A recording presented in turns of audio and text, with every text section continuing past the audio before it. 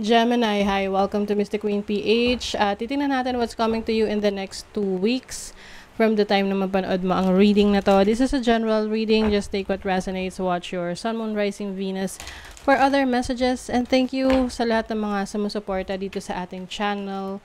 Just a reminder, gamitin nyo lamang ang reading na to bilang gabay. Pa-follow, like na rin ang ating Facebook at TikTok.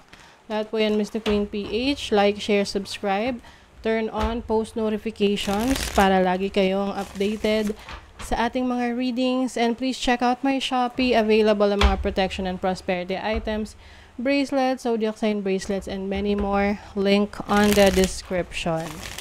Ayan. And if you are interested in private reading, naka 30% discount tayo hanggang March 20, 2024. So mag-book na kayo. Ang link ang link ay nasa description kung paano kayo magbo-book. Okay? So, let's begin. Gemini. What's coming to you in the next 2 weeks? Aquarius energy, collaborate. So, you will be working with some people. Maaring magiging part ka ng isang grupo na merong parehong layunin o parehong interest ninyo. No? So, pwedeng mga Facebook groups or sa community ninyo. Sa trabaho naman, pwede itong meron kang project with your co-workers. You also have the 9th house, exploration. Some of you maaring babalik sa school. No? Meron kayong gusto pang palawakin na knowledge, no? I-improve yung inyong kaalaman. Some of you meron ding travel opportunities, pwedeng working abroad din to, no? Para sa iba. Yung iba naman, meron kayong i-explore na belief system, no? Pwede itong sa spirituality, religion, yan, nagiging interesado kayo. Wow, Jupiter, abundance.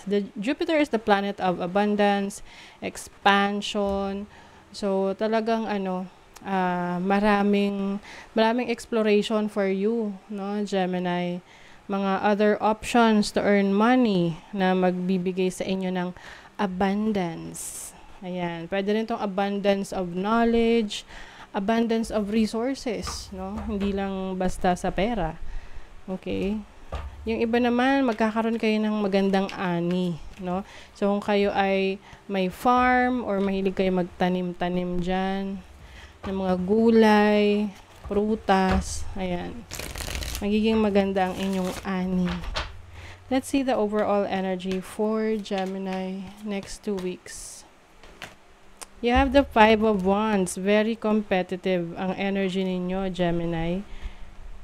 Maaring may sasalihan kayong contest in the next 2 weeks.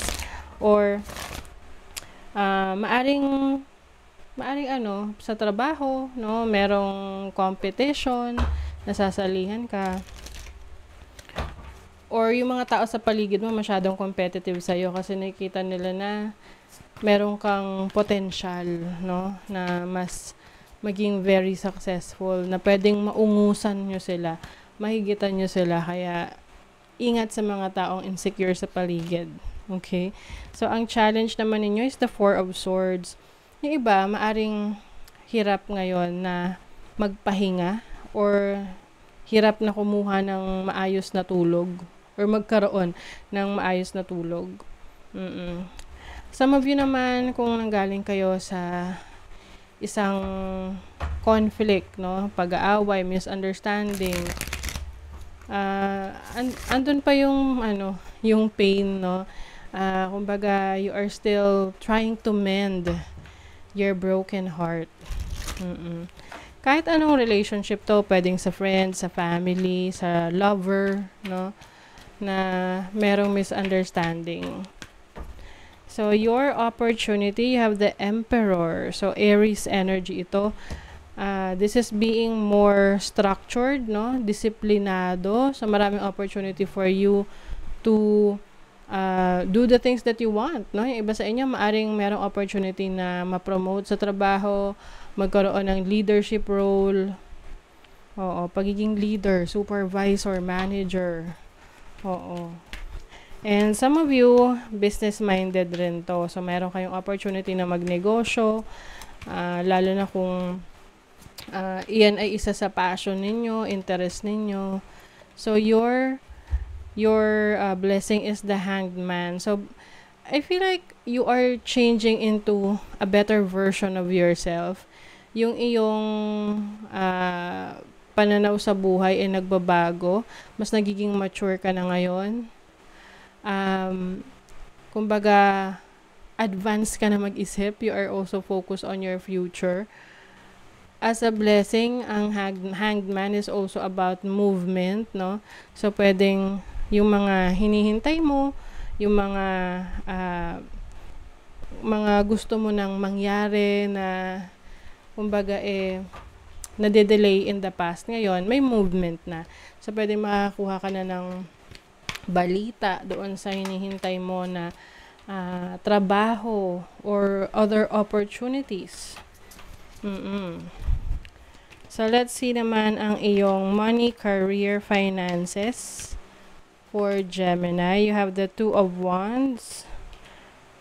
Some of you talaga meron kayong plano na magtrabaho abroad or i-explore yung iba nyong opportunities. No, yung opportunities ninyo outside of your comfort zone. Yes, yung iba magsisimula ng mag-aral, mag-train, pwede rin tong self-taught, no? Yung ikaw mismo yung magre-research, ikaw yung self-study, ganon. Some of you are going to enter a business na kung hindi pa kayo nakakapag sumusubok sa negosyo, maaring first time nyo to, and you have so much knowledge na, no, na para i-pursue nyo yan. Maaring meron ding person na katuwang kayo dito sa negosyo na to or sa papasukin yung venture. Some of you mas magiging very committed kayo sa inyong career. Maari ring yung iba, no, kung kayo ay single, baka meron kayong makilala na romantic partner sa inyong workplace. Ayan. Sa atin na naman natin sa love life. Meron din dito business partnership. Oo. Business partnership. Baka kayo papasok sa isang negosyo na meron kayong kapartner, no? Kaya may collaboration dito. So, itong business partnership, hindi naman laging romantic partner. Pwedeng kapatid mo yan, kaibigan mo, or someone na pareho kayo ng interest sa negosyo. So, magjo-join forces kayo. Nasa relationship naman, you have the Knight of Pentacles. Maaring ang ka-deal ninyo ay isang Earth sign, Taurus, Virgo, or Capricorn. You have the Nine of Swords. May pressure dito sa relationship na to. Maaring iba, nagkakalabuan, no? Maari kasing hindi kayo pareho ng path na gusto nyong tahakin. Pwedeng magkaiba kayo ng gusto or magkaiba kayo ng plano sa buhay. Kaya parang pakiramdam mo, bakit ganon? Bakit hindi ka niya sinusuportahan? Or maaaring yung person mo nagtatampo sa'yo kasi hindi mo sinusuportahan sa gusto niya. So, ito yung time na merong kailangan mag-sacrifice. If you really want your relationship to work, no, na maging maayos, kailangan give and take, no, sa relationship. Yung iba kasi sa inyo rito nasa-stress na yung iba umiiwas. Oo, yung tipong pwedeng pag-usapan yung problema, iniiwasan nyo. So, instead na masolusyonan, nakapending pa rin. Issue pa rin siya. Okay? Let's see. Peace. Ayan.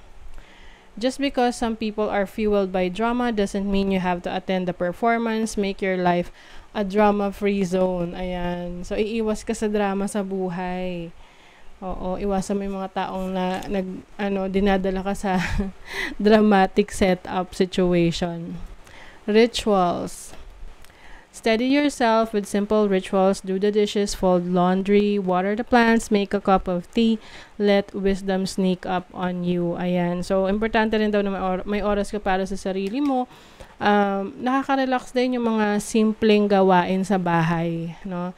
Na doon ka nagkakaroon ng peace of mind, ng clarity, kasi that's what you need ngayong in the next 2 weeks. Okay? So, that is your reading, Gemini. Thank you so much and bye.